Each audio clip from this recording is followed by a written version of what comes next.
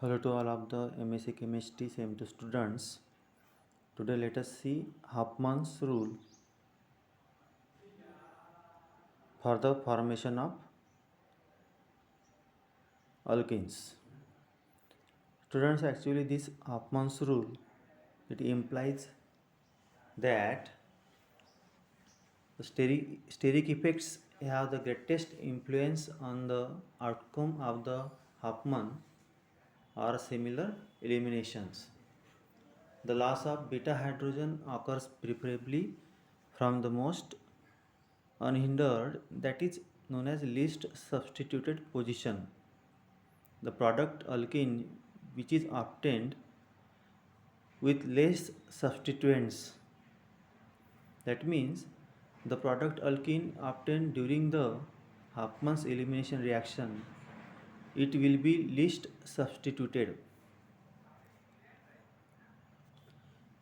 In the Huffman elimination reaction, it is used to synthesize alkenes. You know already that by eliminating parts of the amine having beta hydrogen. Alkyl amine that reacts with methyl halide to form alkyl ammonium salt, that is again treated with silver oxide or strong base like silver hydroxide to produce an alkene. When asymmetrical amines, the most favored alkene product is that one that is least substituted. This is known as the Huffman rule. Now this is the reaction that is shown how the product is actually obtained. The product how obtained, it is not necessary, but let us see how the product is obtained. One of the ammonium salt is here. R2N is bonded with one of the carbon. On reacting with methyl iodide, that methyl group get bonded with nitrogen. With Ag2O, silver oxide and water and heat, it gives formation to the product. After that, OH abstract one of the hydrogen and get converted into RC double bond C, that is RCH double bond CH R, and that trimethylamine or trialkylamine is given out. This product obtained RCH double bond CHR, this is least substituted, that is major product obtained during the Huffman elimination reaction according to Huffman rule.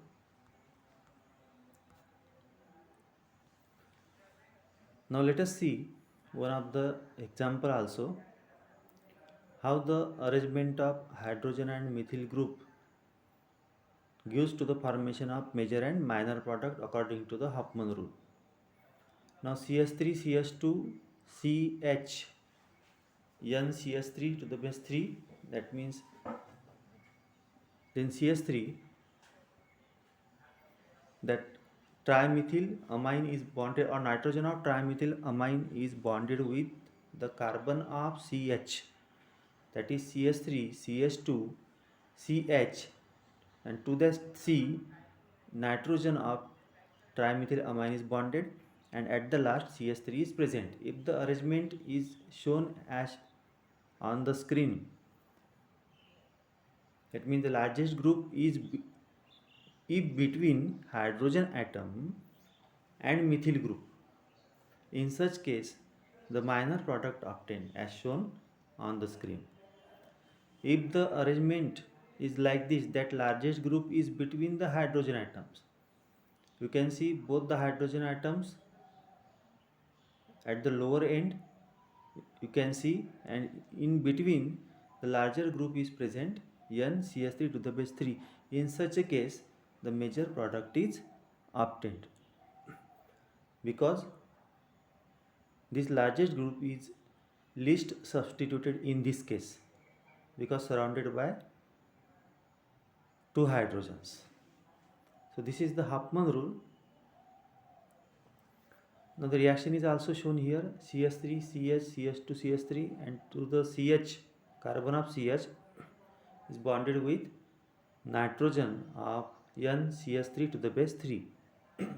In presence of base and heat gives to the formation of two products in which but 1 is major and but 2 is minor. You can see that in this case this carbon and in this carbon, the second carbon, this one, is bonded with CH2 CH3 and this carbon is bonded with two hydrogens. That means this is least substituted carbon, therefore this is the major product.